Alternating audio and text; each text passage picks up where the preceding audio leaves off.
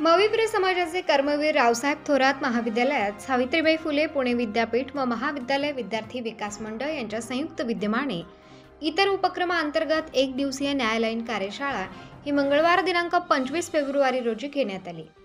या प्रसंगी महाविद्यालयाचे प्राचार्य डॉक्टर एस.एन. शिंदे अध्यक्षस्थानी होते।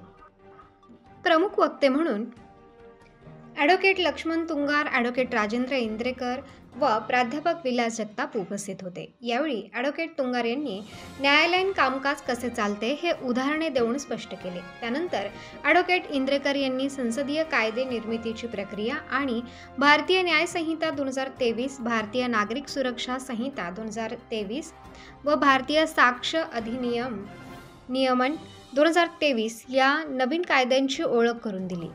तसेच प्राध्यापक जगताप यांनी न्यायव्यवस्थेची त्रिस्तरीय रचना आणि न्यायव्यवस्थेवरील असलेला जनतेचा विश्वास यावरती भाष्य केले। या कार्यशाळेप्रसंगी प्राचार्य डॉक्टर एस.एन. शिंदे यांनी महाविद्यालयीन महत्त्व विशद केले।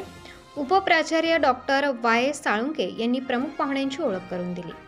प्रास्ताविक प्राध्यापक वाय जाधव यांनी केले। आभार प्रदर्शन प्राध्यापक के.आर. डेरे यांनी केले। सूत्रसंचालन कुमारी सोनाली गोरे हिने केले। तर या कार्यशाळेस मोठ्या संख्येने विद्यार्थी उपस्थित होते। कार्यशाळा उत्साहात संपन्न झाली। उत्तर महाराष्ट्र न्यूज नेटवर्कसाठी सतीश इंद्रेकर, वणी।